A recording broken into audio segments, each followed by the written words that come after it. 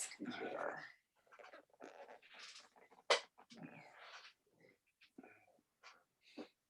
I hope this is working. I've had some computer and technical issues, but I think I've got it here.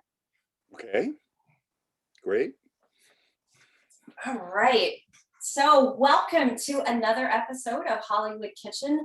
This one is going to be a very special episode about Hungarians in Hollywood and about Oscar-winning director Michael Curtiz.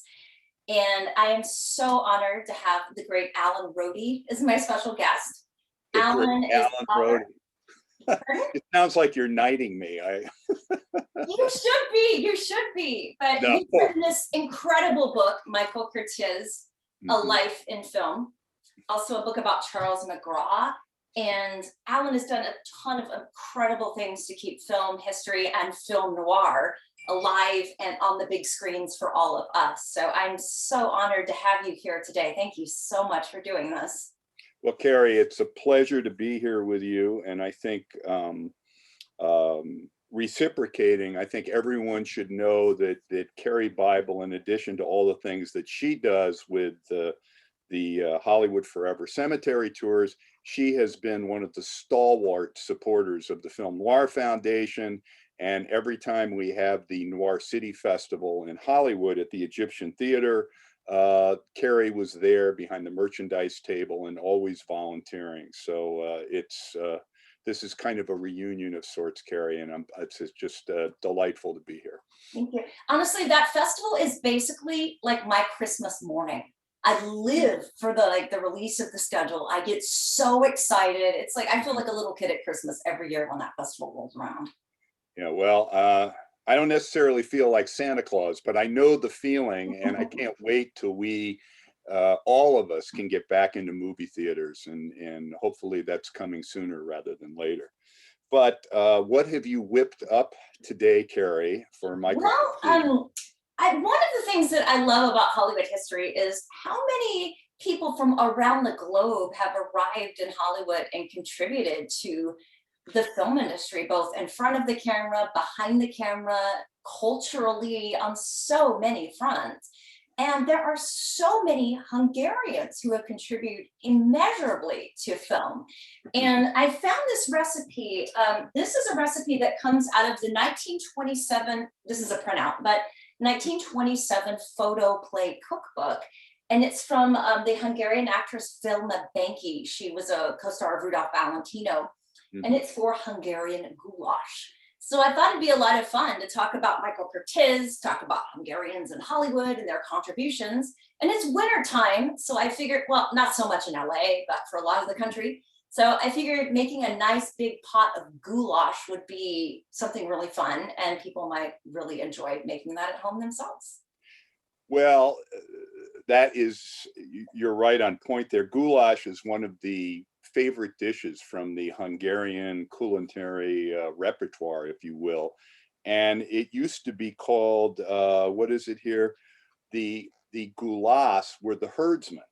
And so the goulash was made in a pot around a fire by herdsmen on the Great Hungarian Plain. And that's where it came from. And so a goulash, you have the big pot in front of you. You're making it not necessarily the way the herdsmen did it, but somewhat close because you're doing it in a pot.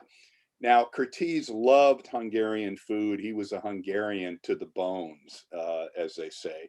And when he married Bess Meredith, or they got together, I think in 1926, 27, after he arrived here. And she actually wrote part of the screenplay for his first movie at Warner Brothers, The Third Degree, in 1926, and so forth. And then they eventually got married in 29. And their house, they first lived in a hotel. Then they rented a house in Beverly Hills, and then later on, he bought this big ranch out in what is now Woodland Hills, near to me, close to me, that grew to 200 acres. So a rite of passage for every Hungarian actor, celebrity, artist, prominent person that came to Los Angeles, that came to Hollywood, was having a Hungarian dinner at Curtiz's house with Bess Meredith and a Hungarian cook that they hired doing the honors. In fact, some of the old Hungarian newspapers written in the 20s wrote up Bess Meredith. There was a story about Bess Meredith being like a Hungarian den mother to all these immigrants that showed up and so forth. Now, as far as Curtiz's favorite recipes, kind of hard to pin down. You and I did have this discussion where he liked rabbit, which is kind of a awkward thing to try and fix online for a variety of reasons. And there is one funny story about that that I would like to tell, that during World War II, when he had his big estate in Woodland Hills, and it had a polo field, and it had a little studio house for Bess, and 200 acres. A lot of the stars lived out in the valley, which was about a 230 square mile of bridle paths and orange and fruit groves and chicken ranches and so forth. A lot of the stars and Hollywood people who were making huge amounts of money during the Depression had these great manorial estates as if they were nobles in the European kingdom. And they had this. So Curtiz had this large manor. And during World War II, Bess and Curtiz planted a victory garden, a considerable one. And of course, the rabbits got into it, and they were eating all the vegetables and so on and so forth. So one night, Curtiz laid out there with a rifle, and there was a rabbit started eating the lettuce and the carrots. So he shot the rabbit, and then found out he had only wounded it, and the rabbit was trying to drag itself away, and he felt terrible. And he immediately took the rabbit, took it to a vet, paid to have it ministrated to. The rabbit recovered, and he let the rabbit go. And from then on, he never ate rabbit again. And he told Bess, he says, we need to eat more vegetables anyway. So he was really very much, despite his brash exterior and the reputations for temper tantrums and all of that stuff, he was very a soft-hearted guy. He couldn't bring himself to kill a rabbit that was eating his vegetables. And according to his son-in-law, his foster son, John Meredith Lucas, he quit eating rabbit entirely, which is kind of interesting. So, at any rate, but certainly the goulash, the fisherman's soup, the foszalek, which is like a bread, paprika, all of the Hungarian dishes he favored. He also imported this wine from the Tokaj district of Hungary. It was a very sweet white wine, and Hungarians could not be without their toke, as they called their wine. Not something you smoke, but something you drink. And so he imported Hungarian wine, and he had a Hungarian cook and so forth. So I think goulash is a very traditional dish to have. And you talked about Hungarians in Hollywood. You can take that so far, because you can even go to people who have Hungarian ancestry, whose their parents were born in Hungary, or they came here very, as infants. I mean, Tony Curtis, his parents were Hungarian, and he donated to restore the Grand Synagogue in Budapest and donated for that. I mean, there's so many Hungarians. Vilma Banki, her recipe. William Fox, his real name was Fried Vilmos, and he came to this country in the mid 19th century as an infant.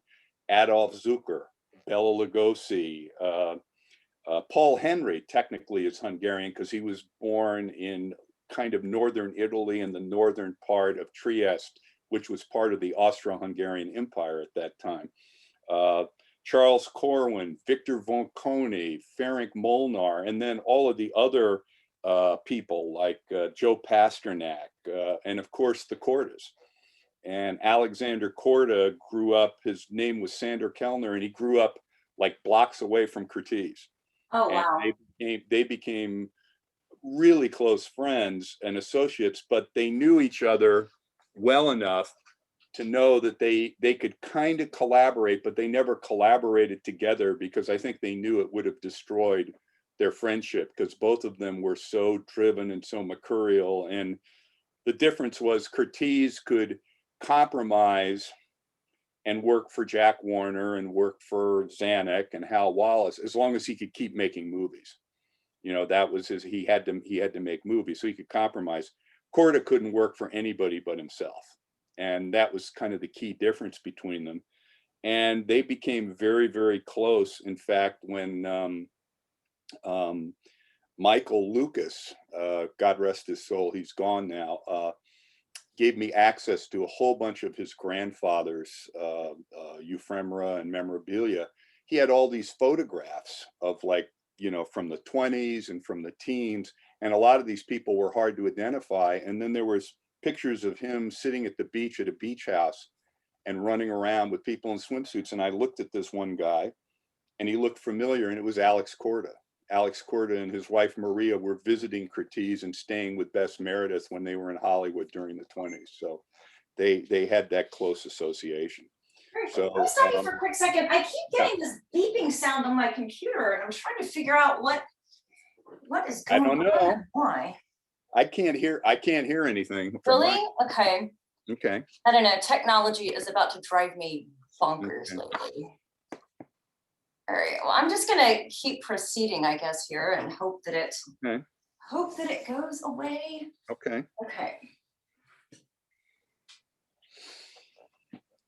All right. Shall I whip up the goulash and then? Yeah, let's do it. Let's do it. Okay. I'm doing things. I'm using the ingredients that Velma Banky has on here. It went off again. Why is it? Okay, so I'm gonna do it a little bit differently in technique though, because a lot of hers is done on the stove in a pan. I'm gonna do mine in a crock pot just because I think that's easier for me. Right. But so I'm not using the whole measurement system either, because, for example, I'm cooking for one, and this would be cooking for a lot of people. So right. I've already got the stewing meat in here. It calls for 2 tablespoons of flour. I'm going to use a little bit more than that. Okay. Just because it kind of whips up a nice thick kind of a gravy thing there. Okay. I'm going to skip the 4 tablespoons of fat. I don't know what kind of fat she wants and where that's coming from. So we're just going to stock or something like that. Yeah. 2 cups of cooked tomatoes. I should have had Gemma in here to consult on the recipes. Oh, definitely. I'm always learning when I do these. They're all a learning experience. 2 stalks of celery. I've already pre-cut that. Okay. All right. We got a bay leaf. Okay. 1/2 teaspoon of paprika. Gotta have paprika or it's not Hungarian. Exactly. So we've got our paprika. And I am not using an entire onion, much less 2. That's a lot for me, but I did chop up some onions. Okay. So calls for onions here. It says 1 blade of mace. I'm just going to use a little. I don't have a blade, but I do have some ground mace. So I'm going to use a little bit of that.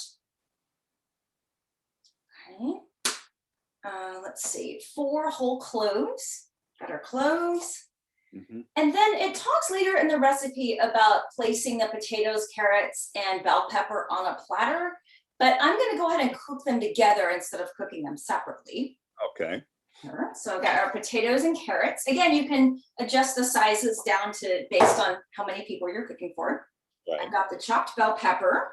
Mm-hmm. And it also calls for 8 chili peppers. I find that to be a lot for me personally. So I'm just going to use like 1 big chili pepper instead of 8. Hungarian food tends to be very spicy. Yeah, I actually made this yesterday to kind of do a test run to make sure I knew what I was doing when today rolled around. And I've got to say, it turned out delicious. I went ahead and put it in my crock pot on high for like 7 hours, and the meat was tender, the vegetables were tender. My whole apartment smelled delicious. And I've got to say, it was so spicy. My sinuses are clear as a bell today. I will not even remotely need my sinus and allergy meds for days and days to come. And then I pretty much use a whole thing of this this beef broth here. And again, the beauty of the crock pot is I can just stir this up and come back to it later on, which is great. And let's see. Okay, I will just turn this on and put it on high, and in multiple hours we will have delicious Hungarian goulash. And again, there's many ways to make this. I will post, when I post this, Velma's original recipe if anybody wants to see that. Okay. And yeah, and so now we can just do a deep dive into Michael Curtiz and talk all about it. One of the things that I really loved about your book is it addressed very quickly in the book the reason he's not better remembered. Because I remember thinking early in my film studies, this guy directed Casablanca. Why aren't there oceans of ink spilled about him? Why is that? That's so strange. You know, and I think Victor Fleming kind of had the same fate, directing a super iconic movie or several, and then just kind of getting, you know, faded out of the picture. So I like the way you address that in terms of he passed away early on, he didn't fit into the auteur theory. And I'm really glad that you're doing so much to kind of restore his not really restore, but like, I guess, revive. Yeah, well, he the things that you pointed out are quite true. He didn't fit into the auteur theory that began to be espoused by the French and Andrew Sarris and people like that, because he did so many different films and he was a contract director. So people viewed him as kind of, I think the term I used was a vocational mechanic of the studio system. And I think also that even though he generated a lot of publicity about himself with his malaprops and his struggle to master English and so forth, it was always directed toward publicity towards his films, but not himself personally. And so I think there was that. And I think everything in life is a lot of times is determined by timing.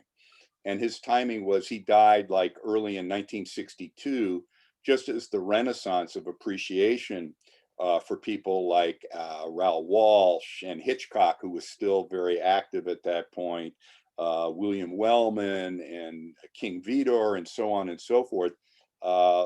That retrospective, the interviews, the men who made the movies, documentary by Richard Schickel, all of those types of things. And Curtiz was not part of that. And I always thought the dichotomy was really interesting. So here was a guy that made Yankee Doodle Dandy, that we celebrate every 4th of July, White Christmas during Yuletide, and Casablanca, where we fall in love all over again. And yet he, as the director, has been either shunned aside or remained virtually anonymous. So yeah, I brought that out in the prologue because I thought it was an important way to introduce him to the audience for those reading my book. And another thing that I really admired about him was, well, not only his incredible longevity, it seems like he brought films in on budget, on time, which was huge. And also, I can't even imagine arriving as an immigrant in this country, not knowing a single word of English, and you're directing a movie. I mean, it's like with an English crew. Like, I can't even imagine the challenge that must have been for him. Yeah, what's really significant about that story was that he came here with a scenario for Noah's Ark under his arm. And he had mentioned this to Harry Warner when Harry Warner signed him in France, when Warner was over there on a talent scout trip. He took the ocean liner over to New York. And there's this great fable that's in Jack Warner's notoriously inaccurate memoir and other places, that he arrived in New York on the 4th of July and all these fireworks are going off in the harbor and so forth. And he lands there and he's in tears saying, "Mr. Warner did this all for me." You know, but actually he got there like on June 26th or something. And that was another story from the publicity mill at Warner Brothers that became repeated so often it became fact. And then he had his Noah's Ark. He got to LA on the train, walked into for his initial meeting with Jack Warner, who's laid out on a massage table having the kinks worked out. And he has his script for Noah's Ark. And he says, "When do I start?" And Warner takes it and tosses it aside and says, "We changed our mind. We're not going to do that. You're going to do The Third Degree," which is a movie that he made with Dolores Costello about the third degree, American jurisprudence and police procedure, of which he knew nothing. So he said, I knew nothing about it, but I realized my whole career was at stake now. And so he had the script translated into Hungarian, and then he got a hold of the deputy sheriff and went down and spent time at the LA County Jail watching fingerprinting, lineups, all this other stuff. And I believe he said in a 1946 interview that I knew more about, by the time I was done, I knew more about it than these technical advisors they paid big money to. I was smart. And he made the movie and he threw all these camera tricks in and did all this other stuff. And the movie was very successful and he was on his way. But that kind of led to the reputation where Curtiz was the Swiss Army knife, as I put it, of Hollywood directors, where he could direct literally anything about anything. He wasn't wedded to one genre or one style or anything. He would take on just about anything, and he looked at everything as a challenge.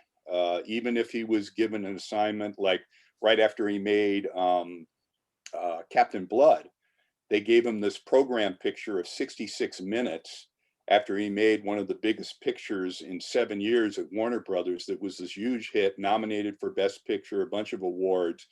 And they gave him a 66-minute programmer called The Walking Dead, a horror film starring Boris Karloff, who had become a star at Universal with Frankenstein, etc. But this could be construed as punishment for driving Hal Wallace nuts during Captain Blood, because the other fallacy about Curtiz, one of many that I discovered, is that he was this contract director where they'd give him the script and he would just shoot the script and that was it. And he didn't imbue the script or the movie with necessarily any creativity or his own style, which was completely wrong. He had a tendency to be in pre-production meetings with Hal Wallace, agree to everything. And Wallace was a very, very brilliant and aggressive producer who initially tried to direct the film from his office. And he wanted Errol Flynn in this particular costume, and he wanted this actor to say their lines in a certain way.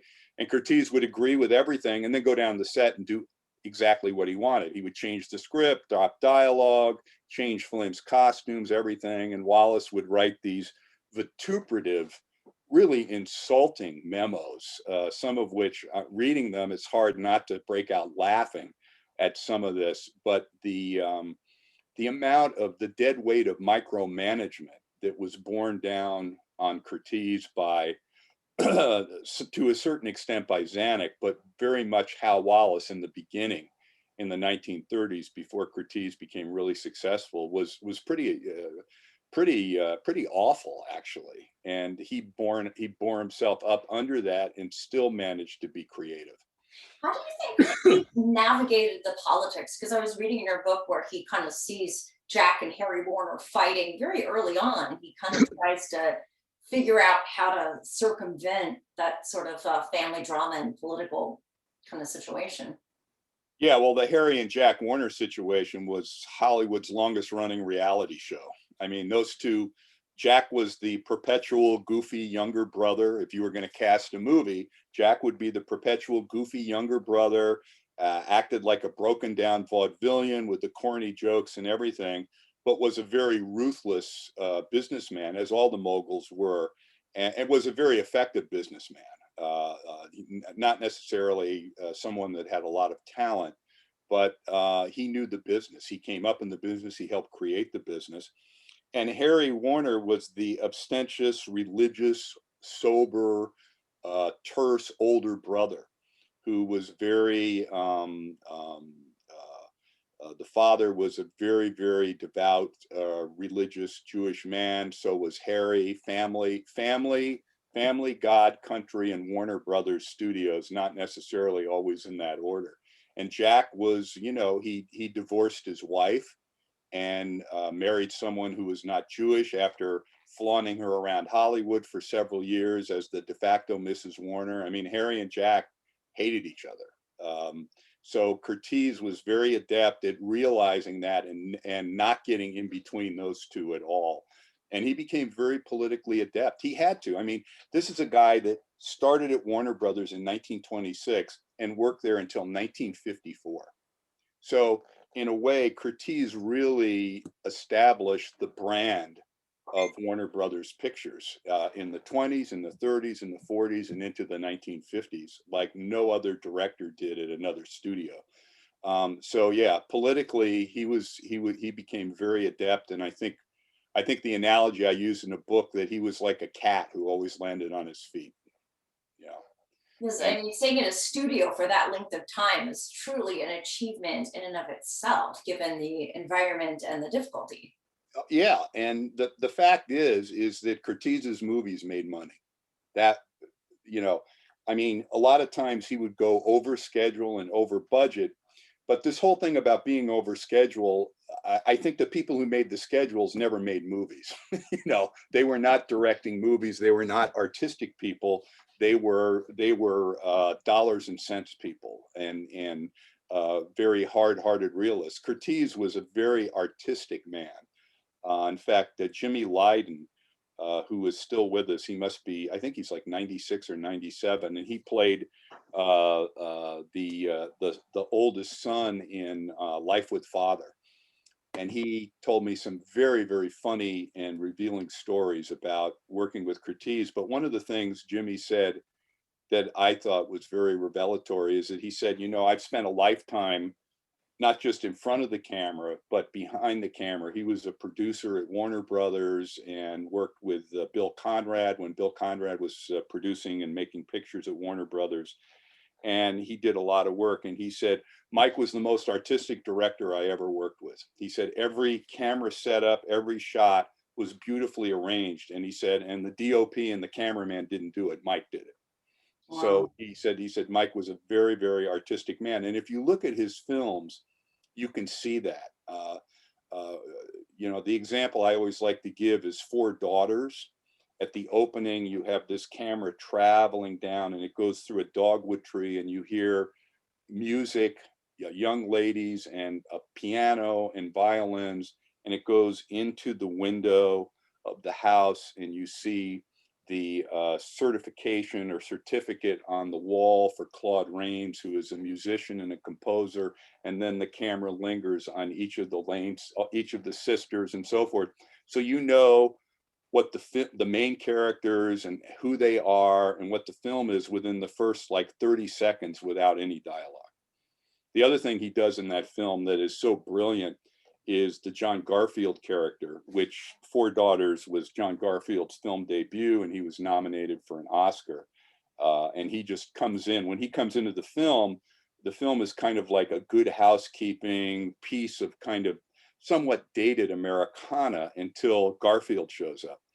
And at some point, Garfield is going to kill himself, and he's driving a car in a snowstorm and the snow's going and you see Garfield's face, and I'm not going to try to imitate John Garfield or give myself a line reading, but his face changes to someone under severe stress, and then it cuts back, and then you cut to a shot of his foot going down on the accelerator, and then you cut to the snowstorm on the windshield, and then he turns off the windshield wipers and the snow starts gathering on the windshield, and then you see his face going to one of anguish to horror, and then it cuts to the car crashing and the sound of a crash. It's Billy Wilder called it a great pictorial invention. And I find that the directors that came up in silent films like Curtiz did really knew how to visually get a point across without having to use expositionary dialogue. Curtiz always said a scene should explain itself. The actor should not have to explain what is going on in the picture or a given scene. Well, And he was so good at that. that leads me to another question I had for you. Of course, Cagney and Joan Crawford gave Oscar-winning performances that were career-defining under Curtiz's direction. What do you think it was about his skill with actors that really brought out the best in so many of them? Like, what do you think? Was it the way he handled them, or talked to them, or lack thereof? Like, how did he kind of set the stage for those kind of performances to happen? Well, I think he understood actors because he was an actor. That was how he started out. He started out. He went to I'm looking for the right word here. The acting in Hungary when Curtiz came up in the beginning of the 20th century was a profession that you had to be certified for, as in, you know, a doctor, an architect, and so forth. So you had to go to a college, a degreed college approved by the state and the local authorities, and you had to graduate. And Curtiz went to this Academy of Art, Academy of Acting, and so forth in Budapest, where you'd have 130 people go through, and like 18 would get a diploma. And it was you had to audition to get in there. It was very, very rigorous, and he learned makeup and he learned everything. And then he became a actor in traveling theater companies and in Budapest and so forth. He acted with Bela Lugosi, among others, but he was not a leading man. He was more of a character player. And early on, he discovered that he had a facility more for direction, blocking, all of that stuff. And that was where his future lay. In fact, he told a friend, I don't think I can realize my ambition as an actor, you know. But he was an actor and he understood actors, and he knew how to handle them, I think. Now, a lot of actors didn't like how he handled them because he grew up where the director is the king. And I think he wrote in a magazine article back in the teens that was I got a hold of, that was I had translated, that an actor is merely a marionette in the hands of the director. So that might have worked for him in 1918 in the early 20s in Hungary or Budapest, but it didn't work with James Cagney, and it didn't work with Betty Davis, and it didn't work with Humphrey Bogart. But he figured out how to get things done. He also figured out how to communicate what he wanted to everybody on the set, especially the actors. So I think being an actor and coming from a background that where before he even came to America, he had directed over 70 movies and he had acted on stage. I mean, there's very few people that had his realm of experience. So he knew how to do that. He also learned never, as a director, give an actor a line reading. That's like death to an actor. And he did that once with Cagney early, and Cagney just started imitating him and made a fool out of him, and he never did it again. Never did it again. So he learned his lessons. Wow. Another thing that really amazes me too is he had such a long running career, from silent to sound, from Europe to Hollywood, from black and white to color. I mean, it's really incredible. How long, I know the answer already, but how long did it take you to research this? Because to me, writing a biography would feel like climbing Mount Everest. And then when you have someone that's made like 180 films, that's like 10 Mount Everests. So how did you approach it? How did you start it? Well, I started it, and then it just went on and on. And then at that time, I still had a day job for a while, but I think from beginning to end, it was like 6 years. So it's a 700-page book. And then finding all of the movies that he did. Oh yeah, by the way, it is now out in paperback. So and the paperback is available at Amazon and also via my website, www.alankrody.com, if you want an autographed copy. And I sell it in less than the cover price of $30. So good deal. Now that I'm done with that self-serving plug, Way. it took me about 6 years from the very beginning to the end. And it turned out where I was writing like chapters, and each chapter was kind of like a mini book with a bridge to the next, to the next, to the next. So you rarely write, you rarely direct or make a movie in sequence, but I did more or less write the book in sequence. And the whole way I was doing research, I hired a couple of researchers to help me, but I found that I always had to go back and find more stuff, so forth. I made a trip to Budapest, which coincided with going to Pordenone for the Silent Film Festival in 2011. And I came across a fellow there named Laszlo Kristin, who writes about film.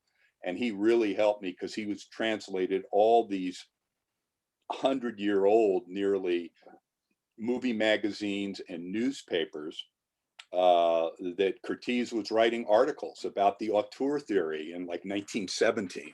All of these things that he translated and found, being able to reconstruct Curtiz's career when most of his films, sadly, from those years are gone due to the two world wars and so on and so forth, of what's happened in Hungary. And I was able to pretty much reconstruct his career until he came to America in 1926 and went to Warner Brothers. But it was, yeah, it was a long slog. It was not a unambitious project, but I'm glad I did it. I'm glad it's over. What were some of the biggest surprises that you found along the way while writing this and researching it? Well, finding out how much of himself he put into all these films and how much of his own style, his own ideas, despite the dead weight of micromanagement of Warner Brothers, always trying to ruthlessly control costs, control schedules and budget, and how he just disregarded so much of that and put so much of himself into all these pictures, where he had his own style, he had his own way of doing things, and he wasn't just going and shooting a script. He wasn't just a contract director, quote unquote. That's one thing. The other thing was finding the fact that he had, let's see, 1, 2, 3, 4, I think 4 or 5 children by 5 different women. His first daughter was by his first wife. And then he had 2 sons that were named Michael, and he had a daughter. And then he had a daughter in the 1950s with a lady that he met on the set of White Christmas, who was younger than me. So, and that's quite an accomplishment for a man who was born in 1886. So he never pushed himself on anybody that didn't want his attention, but he directing movies came first. Then there was polo, skeet shooting, and sex. He liked women. You know, and so I found grandchildren, you know, in Canada, in New Zealand. In fact, one of his granddaughters has written a book about Michael Curtiz and his family, which is pretty interesting, that traces down all the various progeny and what happened and so forth. And the new edition, I put in a new afterword because what always happens if you write a book about somebody and it's done and you have a book signing and the book is over, someone's going to come up to you and say, oh, you know, Michael Curtiz's brother used to rent my house and left me all these photographs. And oh, now that always happens. That always happens. But one of the neat things that happened is I met up in San Francisco, I met Curtiz's grandniece, a lovely lady named Agnes Zanto, or Aggie, as she is called, and we're still in touch. And Aggie and her sister gave me all this information about Curtiz's family in Hungary and what he tried to do. He was able to get 2 of his brothers out, and he was able to get his mother out before the war. But some of them stayed, and what happened to them, particularly one of his sisters, is a very, very compelling, heartrending story. And I wrote about it in the afterword. I also wrote about that he got together with his grandchildren by his daughter out of wedlock, and they came and visited them, and he had them go to Disneyland and all of this stuff. So he was not nearly as hard-hearted as he seemed, and so I wanted to put all of that in the afterword, and I did. I'm really glad that my publisher was able to come out with the paperback edition and allow me to write that afterward, because it kind of ties off some loose ends from the hardcover edition. He sounds like a really fascinating, complicated individual, for sure. And this book is so well done, by the way. It's just a treasure trove of information. Well, I think part of the fact that he didn't want anything written about him. other than publicity having to do with his movies and stuff like that. He did not want his personal life delved into, because he thought, and based on the moral standards of the time, finding out that he had all of these out of wedlock kids would be hurtful to them. It would be hurtful to him, and it would have an adverse effect on his career. So he kind of tried to control his public image, if you will. You know, he had a sign he would put on his sets: "Curtiz spoken here," you know, and that type of stuff. And as it turns out, not Hedda Hopper, but the other big gossip maven. Luella Parsons. Yeah, Luella Parsons was the BFF of Bess Meredith. In fact, Michael Lucas, the late Michael Lucas, when he was born in 57 or 58, his godmother was Luella Parsons. And it was in the church right on White Oak and Ventura Boulevard that's still there, where Michael was christened. And the Lucas girls, Victoria and Lil Lucas, who helped me a lot with this book and who I'm still friends with, they ran down the aisle of the church and going, Grandpa Mike, Mazel Tov, Mazel Tov," you know. So he had a interesting family relationship with Bess Meredith's son, John Meredith Lucas, who became quite a director in his own right, and then John Meredith Lucas' kids that were his grandchildren by marriage, and then his other kids that were scattered around all over the place. And he didn't want anyone probing into his personal life. He really didn't.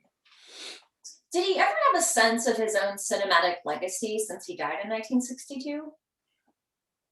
It's interesting. He was not someone who liked to look back at all. It was always the next movie, the next project. And he was very aware, particularly starting in the 1950s when the studio system began to contract, that if his pictures didn't make money, he may not be allowed to make any more movies. So he was very sensitive. I remember when he did Young Man with a Horn. Jack Warner would always send him a note before every picture, wishing him luck, and with, of course, a veiled kind of threat: you need to finish on time, and you need to, you know, there's always, I mean, you could sum up Jack Warner's advice to all of his directors in 2 words, and that is, hurry up. You know, that was about it. But Jack Warner, these guys were close. I mean, he worked for Warner most of a good part of his life. But when he made Young Man with a Horn, he wrote Jack Warner a letter saying, "Jack, you know, every time I've made a movie, you've written me a letter wishing me and the movie well. This time I want to write you a letter." And it was very heartfelt. And then he said, "I pray to God that this movie will be successful." And you could really see the fact he had made a couple duds in a row, and he had lost his production company at Warner Brothers, because it was a terrible time to start an independent production company after the box office slump and the blacklist and television and all of that. And he was very conscious of the fact that he had seen many people crash and burned in Hollywood. Many people from Europe that didn't work out. So he knew that the cliche about "you're only as good as your last picture," the thing about cliches is that they're true, you know, and he was very, very sensitive to that. And when he started directing and having bad luck, and not so much luck, he was directing some bad pictures in the mid 50s after he left Warner Brothers. And Curtiz would typically, it was never had to do with him. It was always, they didn't give me box office people, they cut the budget, blah, blah, blah. And that was true, but in the end, it did have to do with his decisions to direct some of these films. And so he was very, very sensitive, but he was always looking forward rather than backward. Although it's very obvious that his happiest movie that he enjoyed the most was Yankee Doodle Dandy.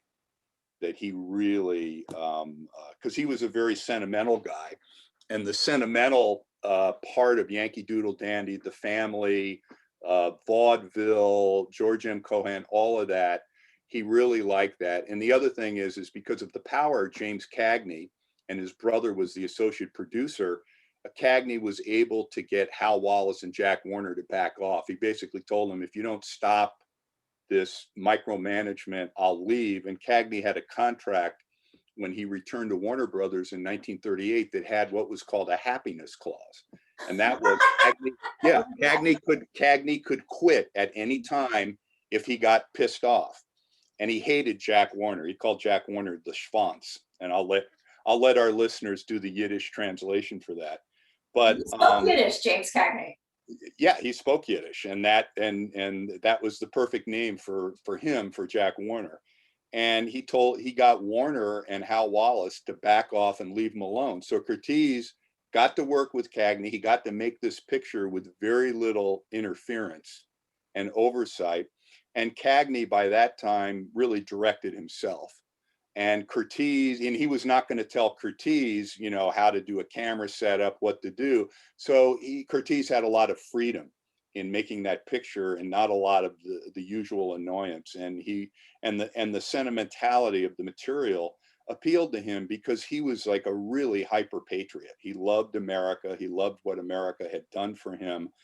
And I think for those readers that go back and read the afterword I put into the new edition, his love for America becomes very apparent, and you understand why it was and how genuine it was when he was able to save parts of his family. And he lost a brother and a sister to the Holocaust.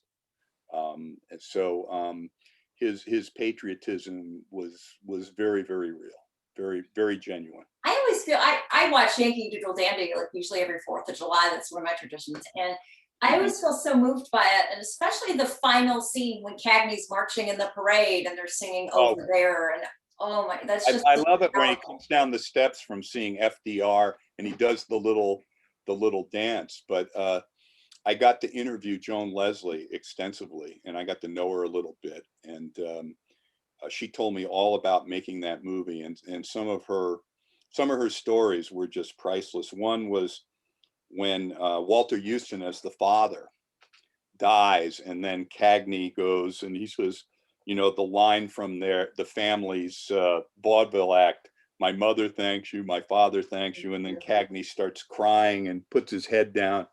And Joan Leslie said, he was actually crying, and said the crew was emotionally effective, and Curtiz is there weeping, going, cut, oh Jimmy, it's so beautiful.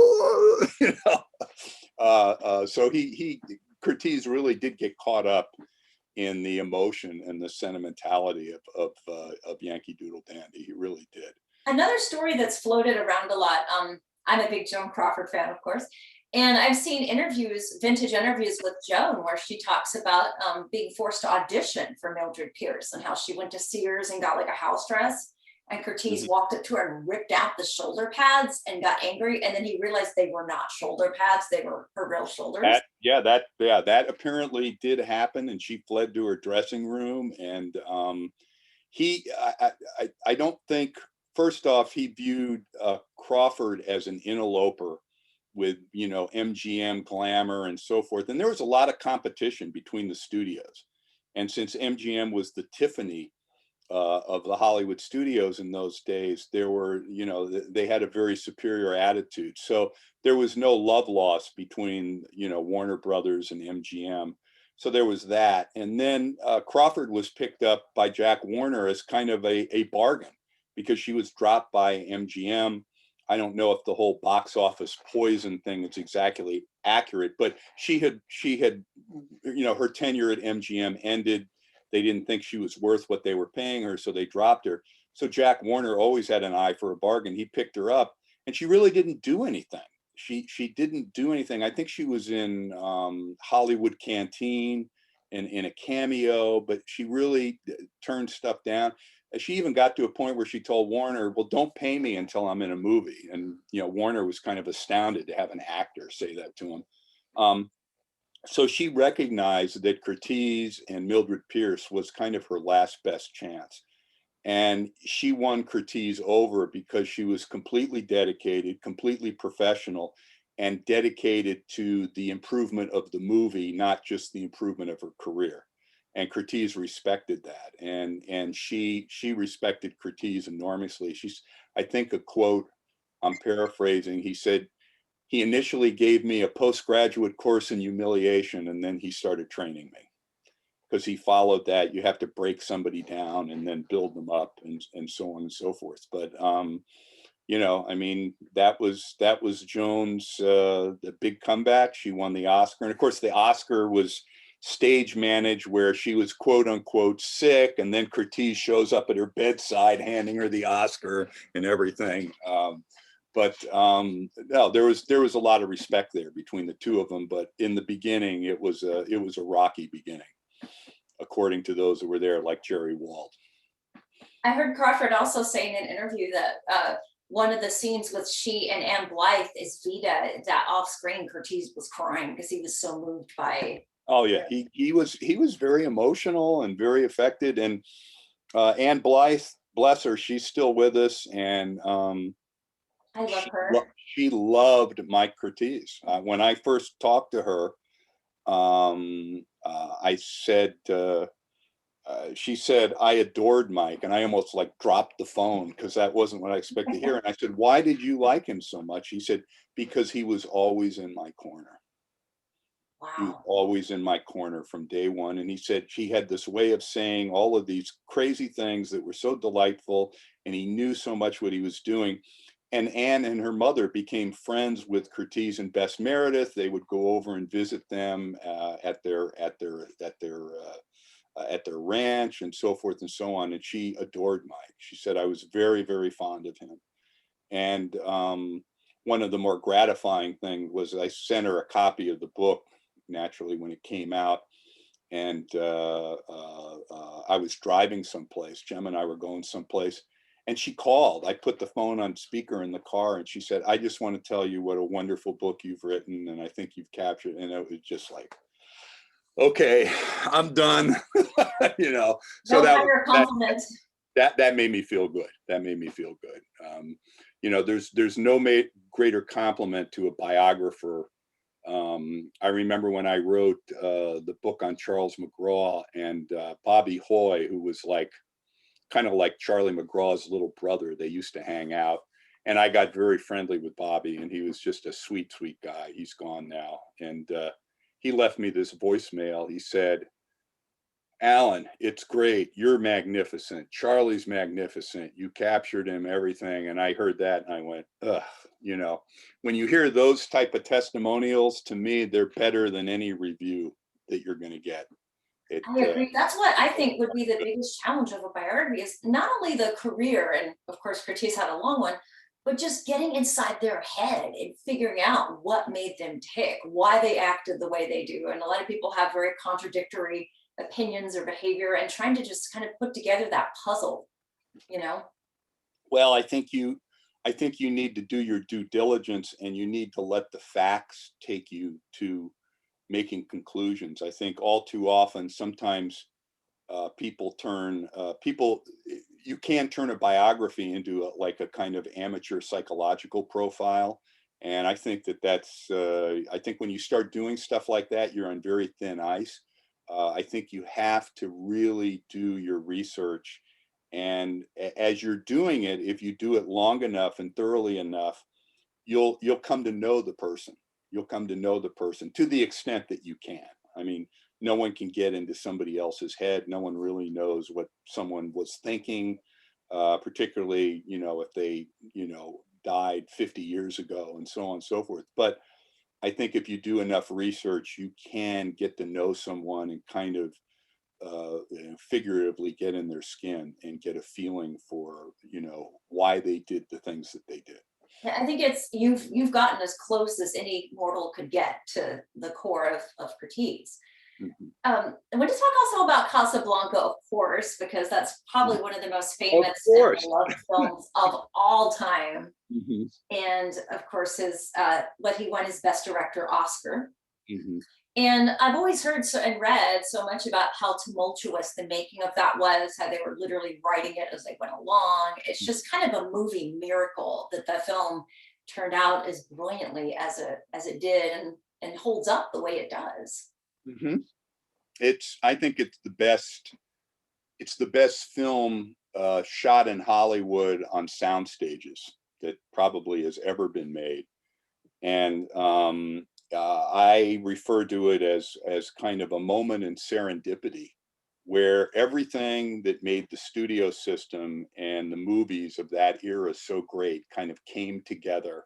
You know, the Warner Brothers, the stock company, Hal Wallace, all of the actors, Curtiz, the writers, all of that just came together in just a perfect moment of serendipity. Andrew Saris said that, who did not really think much of Curtiz, said that he referred to Casablanca as a happy accident. And my analysis is that it's kind of an accident that happened accidentally on purpose because of all of these things coming together. And there was a lot of stress because they were rewriting as they went along. And the main writers were Howard Koch and the Epstein brothers. Okay. You also had Casey Robinson. And I have a very fascinating memo from him that he wrote to Wallace. And Wallace really respected Casey Robinson. And Casey Robinson, along with Curtiz, really wanted to play up the whole love story angle between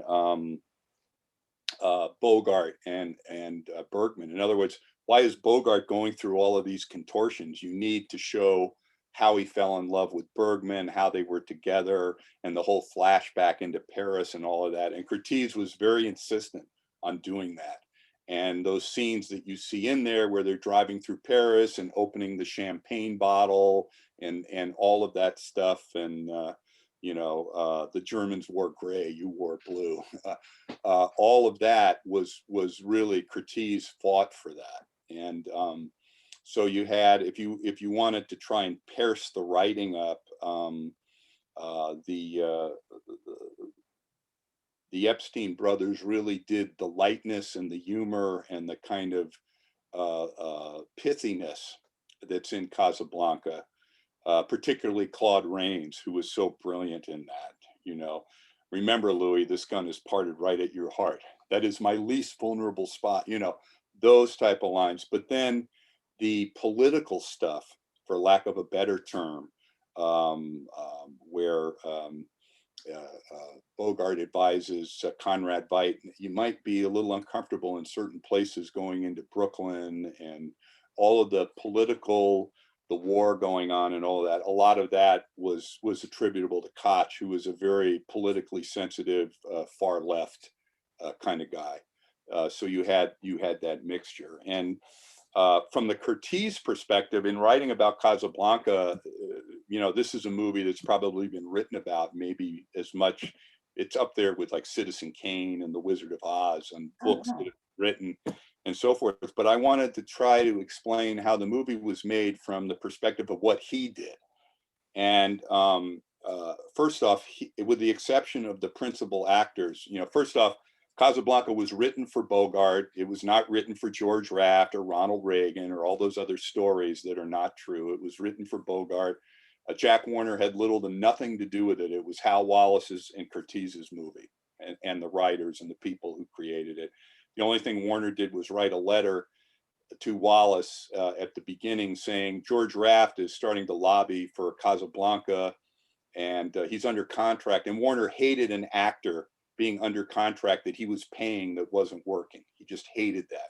He said, should we put Raft in the picture? And Wallace's response was barely polite. He just said, I've talked to Mike and we both agree that Raft shouldn't be in the picture. It was written specifically for Bogart, blah, blah, blah. And then he played on Warner saying, I don't think Raft hasn't been in a movie here since I was a little boy, and I don't think he should be able to pick and choose what he wants. So he was kind of pushing Warner's button saying, are you going to let some actor tell you what picture he can be in? Wallace knew how to knew how to maneuver around Jack Warner too.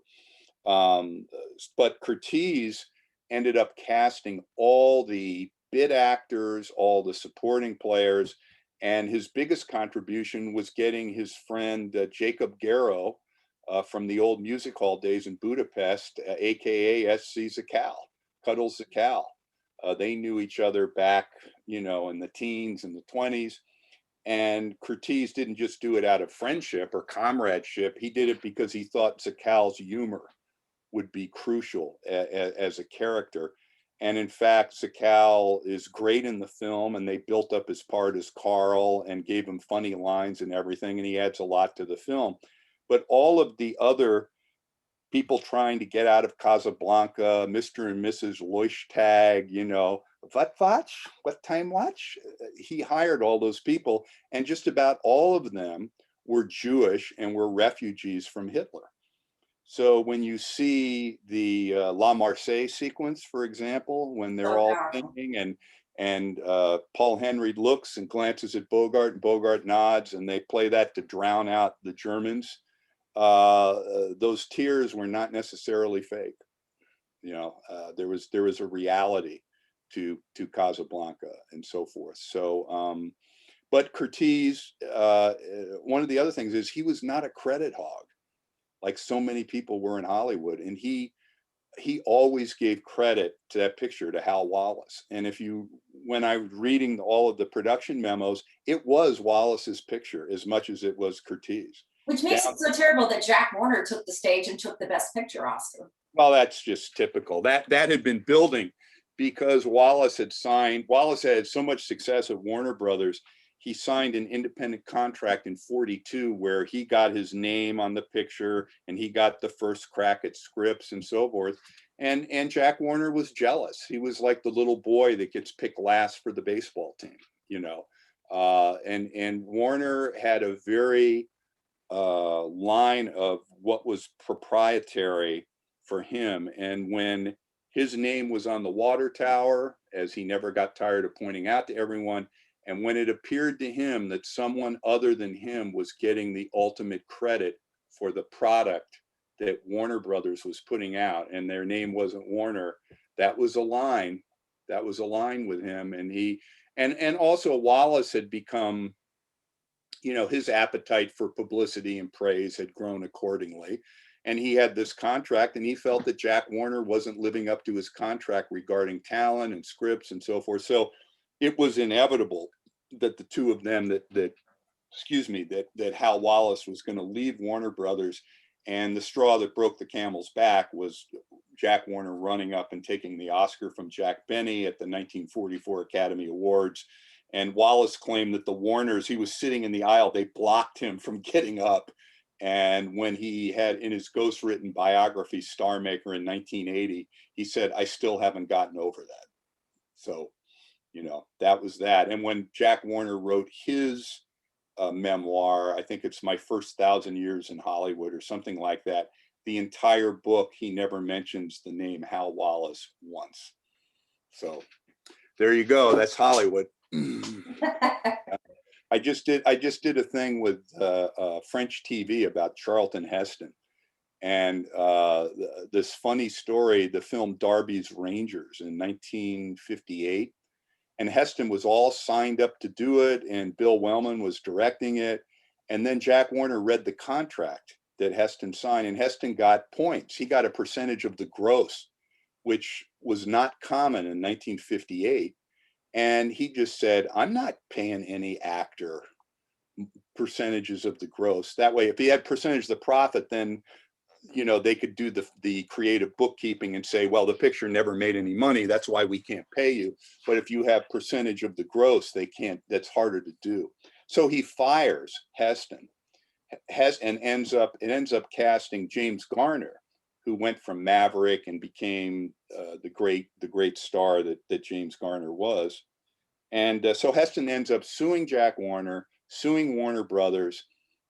All this money is spent by Jack Warner. Jack Warner gives his deposition, and makes the immortal statement saying, well, you know, these goddamn actors, if something bad happens to them, they deserve it anyway. And his lawyer said, thank you, Jack. Thank you, Mr. Warner. So Warner ended up settling, and the amount of money he paid out was probably the equivalent of what Heston would have made anyway. And then the coda to all of this is Heston writes in his memoir, about 3 months later, after this was all said and done, he bumps into Warner at some industry thing, and Warner's glad to see him, slaps him on the back. Chuck, how the hell are you? And Heston said, you know, Hollywood is a very strange place. Well, that sounds like a great note to wrap up on. Yes. And as you say in the book, Curtiz is sort of the antidotal gift that keeps on giving. So this is such a compelling read. I highly recommend it. Thank you. And tons of Curtiz classics are on DVD for people out there that are all trapped in the pandemic like we are. There's so many of these films that are just at your fingertips to watch. I recently did a audio commentary on the Warner Archive Collection release of Mystery of the Wax Museum. Excellent. And I recommend that because it's been restored. The film itself, in the last 2-color Technicolor film, has been beautifully restored, principally by Scott McQueen and our good folks at the UCLA Film and Television Archive. And I recommend that disc. And there'll be something else, not deliberately being secretive, but just being circumspect. It'll be coming out in a couple months from Warner Brothers. So everyone should look for that. And where can everybody follow you on Facebook, Twitter? Oh yeah, by all means, by all means. Yes. I am Alan K. Rody on Facebook, on Twitter, and alankrody.com. Right, that's it. And here's what the final goulash looks like that I made yesterday. Oh my goodness. It turned out really well. It's a lot of vegetables in there. It's a perfect hearty winter meal to eat. Great. Well, Carrie, I thank you so much for having me on. I get to see your kitchen and your period house, and I'm looking at the pictures behind you. This is Joan Crawford cutting a turkey. Oh my goodness. Okay. And this is Rita Hayworth in a kitchen. Okay, great. Joan Crawford cutting a turkey. And there's a picture of Joan Crawford from Mildred Pierce making pies. When I first moved into this place, before I even had a bed to sleep on, I had a silver framed picture of Joan making pies for Mildred Pierce in my kitchen, because those are my priorities. So Carrie, I would think nothing less of you than you having a picture of Joan Crawford as the first thing in your new apartment. So that was correct. Kudos. But thanks again for having me. It's been a joy. Thank you so much. And I'll post this online. And thank you so much for joining me in Hollywood. Absolutely. No problem. And I will do what is this? This is the one-click lap dissolve. Okay. Okay. Take care, and thanks, Carrie.